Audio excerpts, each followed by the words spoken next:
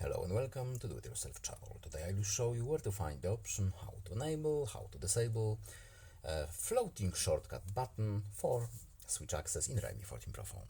First of all, we need to go to our phone settings, next accessibility and convenience, then accessibility, next interaction tab, and here we have our switch access. So here we have our switch. So create shortcut. Now we have few options to choose from. We need to tap the accessibility button option, then OK.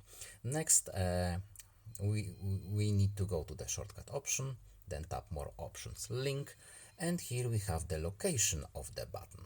As you can see, we now have the navigation bar button. We can tap the floating one, and here it is.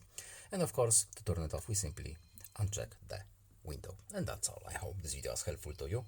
Please leave a like and subscribe. Have a nice day and see you in the next video. Goodbye.